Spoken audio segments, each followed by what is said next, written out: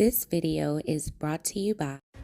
What's up, kings and queens? It's your girl, Charlotte Moore. As always, we give thanks for another day, you dig? So as the CEO and founder of Motivational More, we take pride in working with incredible creative entrepreneurs. And today, we are shooting a campaign for cool green clothing founded by the one and only AC Green. So the vibrational energy of this line is all about street vibes, a growth mindset, hustle. So today, we are highlighting this, guys, the Baltimore Cool Green Snapback. How cute is this? Look at this. So we're going to have so much fun on the shoot. And I'm telling you, follow cool green clothing. It's so important for us to support our entrepreneurs. There's so much talent in Baltimore. And as a creative entrepreneur myself, I know how hard it is. And I love to see just people going out there and going for their dreams. So let's get it. Bless up. What's going on, YouTube fam? This your boy Tony 2 times, and we back with another episode of the Baltimore Way, man. Before I start, be sure to tap that like button. Definitely watch this video to the end to hear the full story and all the details in the case. For the day one fam, y'all already know it's all love. Thanks for tuning back into another episode. If you're new to the channel and you feeling the content, feel free to subscribe. Definitely hit that notification bell so you can be notified every time we drop a new video. Let's get right into the story. Having a roof over your head, it's a blessing. A place to come to after a long day of work, just to kick back and enjoy your bed. It's different circumstances for everyone, depending what level of life you are on at that time. Some people rent rooms and houses where other people live in there, but they have a section in the house with a key to their room. Some rent apartments, people rent houses. Most goals are to get a mortgage and purchase a home of their own. But when you are on the come up as a young man or woman, the common thing usually is to have a roommate. You and another person, you know who is responsible. Y'all apply for a spot, go half on all the bills. It can help save money, help you be able to have a safe haven and still maintain until your situation gets all the way good. Sometimes people even put ads out in the paper or online. Might not even know a person or their background, as long as they got the bread. I remember my first spot, right off the Alameda on Macbeth Drive. Me and my mans came home from prison together, worked together, and became like brothers. We got a spot, and it was definitely an episode every night. Work, come home, call some girls, and turn up. I was in my early 20s and was happy not to be at my people's house. It lasted for about a year. Before we both left, I met my wife. We moved to Essex. He moved over west on Poplar Grove with his baby mother, and it was all love. It went smooth because that was my man's.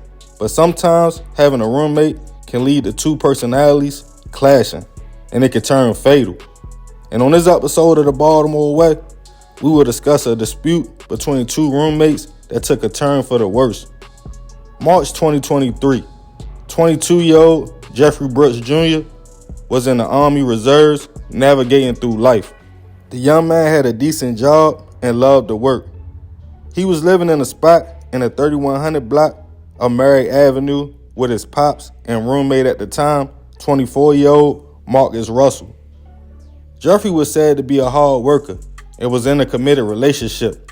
So when on Thursday, March 23rd, the young man's family became concerned when he didn't show up for work, wasn't answering his cell phone, and his 2009 Subaru was missing. Jeffrey's family decided to call BPD to file a missing persons report, being that this disappearing act was out of character for the young man.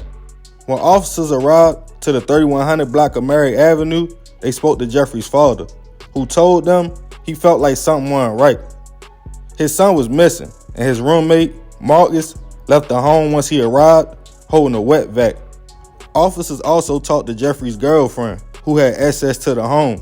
She stated she hasn't heard from him either, and when she entered the home, the carpet was wet. Police got Marcus' number and called him to ask a few questions. He stated, "Oh yeah, the carpet is damp because I had recently got a dub, and now that I'm about to move, I was cleaning the place up." But Jeffrey's father stated he thought he saw blood on the carpet. BPD told the family just wait to see if the young man shows up. The next day after, family still didn't hear from Jeffrey. They followed up on a report and also told police Marcus and Jeffrey had been in a verbal dispute that turned physical that Wednesday before his disappearance. Following that information, police attempted to speak to Marcus again, as information surfaced about him renting a U-Haul the day Jeffrey went missing and keeping it for 3 hours. Police went to the rental spot, searched the U-Haul, and noticed it was wiped clean. After that, they agreed the situation looked suspicious. They put out a bolo for Marcus's car, a black 2015 Chevy Malibu. They pulled over the vehicle in the 2300 block of East North Avenue. As they started searching the car, Marcus informed them it was a weapon inside of a Glock box in the front passenger seat. He was then taken to an interrogation room for questioning. He was read his rights, but decided to waive them. When asked where Jeffrey was at, he told police on March 22nd he arrived home about 9:30 p.m. Once he got settled, Jeffrey confronted him about some money that Marcus owed him. Jeffrey allegedly told him, if you don't have it, since he was moving, I just take what you owe me out of the security deposit we get back. Marcus was getting $470 for his half, and he owed Jeffrey $300 at the time. The two men started having words after that. First verbal, and according to Marcus, it quickly turned physical. He alleged that Jeffrey grabbed a blade. He thought he was about to stab him because he stated Jeffrey had prior situations of pulling out knives on people. Marcus claimed he then grabbed his weapon and let off one shot, hitting Jeffrey. Once realizing the wound was fatal, he said he loaded his body up in a young man's car and drove him to the back of a church parking lot, threw the keys, and ran back to the home to start cleaning. Following his story, detectives took him to a church on Harford Road to find Jeffrey's body in the same location he stated in the trunk of his own car, unfortunately already gone, with one gunshot wound to the body. Marcus was arrested and charged with murder, and which was considered a full confession. He was taken to central booking and held without bail. Him and his lawyer are stating the situation was self-defense. Jeffrey's family spoke out, stating he was a young man full of life with a bright future, and they were hoping for a different outcome, but glad to finally have closure.